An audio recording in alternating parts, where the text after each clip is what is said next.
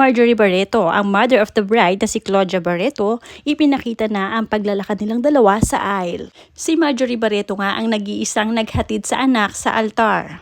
Habang si Mr. Dennis Padilla naman ay nasa likuran lamang at doon nga ay naiyak kasama ang magulang at ang isang kapatid niya. Panoorin at kung hindi pa nakasubscribe, don't forget to click subscribe and hit the notification bell to keep you updated.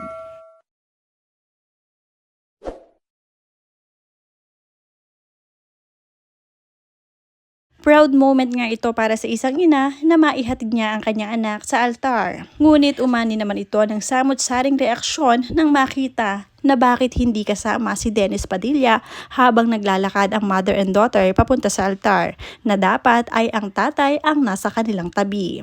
Sabi nga ng mga commenter, sana kahit ngayon na pagkakataon, bumawi man lang na magandang ehemplo sa mga tao. Tutal, inimbita nila, lubos-lubosin na sana ang masayang tagpo dahil kasal naman na ang anak nila. Marami talaga ang nalungkot dito at hindi inaasahan na ganito pala ang mangyayari kay Mr. Dennis Padilla. Sa isang ama nga ay talagang maiiyakan na lamang dahil ang makita mo ang iyong anak na naglalakas sa altar kasama ang nanay lamang ay talagang masakit ito sa dibdib dahil nga isa kang tatay, parang nabaliwala ang iyong pagkatatay sa iyong anak. Nakakalungkot isipin na hindi man lang nasama ang ama sa pinakamahalagang araw ng anak niya. May karapatan din naman siyang maghatid sa altar.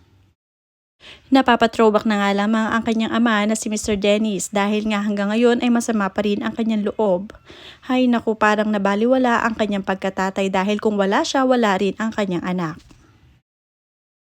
Samantala, hindi pala nabigyan ng invitation letter si Mr. Dennis Padilla ng kanyang sariling anak. Ang hiniling na lamang niya, sabi niya dito, I tried asking for an invitation before the wedding for me and my mother. Pero walang ipinadala. Pero nag-PM ng details ng wedding. Dito pa lamang talaga ay wala na nga talagang bilang si Mr. Dennis Padilla sa kasalan ni Claudia Barreto at ng napangasawa niya na si Basti. Marami nga talaga ang nagkukomento dito. Sabi nga, mula kay Angel Reyes, Dennis, lumayo ka na sa kanila. Mas masaya ka sa pamilya mo, may respeto. Si Marjorie walang turo sa mga anak.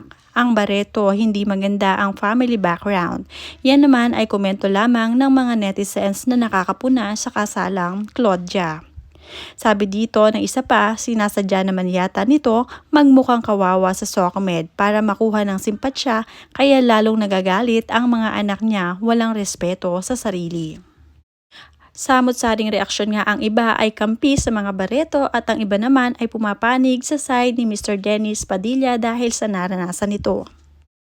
Isa nga sa mga kapatid ni Claudia Barreto, si Danny Barreto, na mayroon namang napaka-sweet na mensahe para sa kanya ngayong ikinasal na ang kapatid. Sabi nga niya dito sa kanyang post na pagkahaba-haba, mahal na mahal nga niya itong si Claudia Barreto. Sabi niya, congratulations on this incredible milestone, dear Claudia and Basti. 10 years in the making. Your love, patience, and commitment have brought you to this moment, and it's truly something to be celebrated. Savor every second, hold each other a little tighter, and let your hearts be full. This day is yours. Soak in all the joy, the laughter, the love. You deserve every bit of it.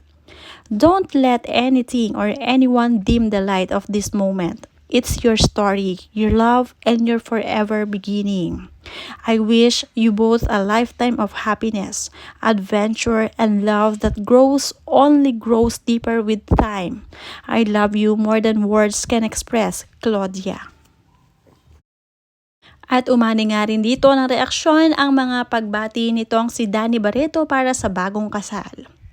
Parang nadagdagan pa rin ng komosyon dahil sa sinabi niya na don't let anything or anyone dim the light of this moment.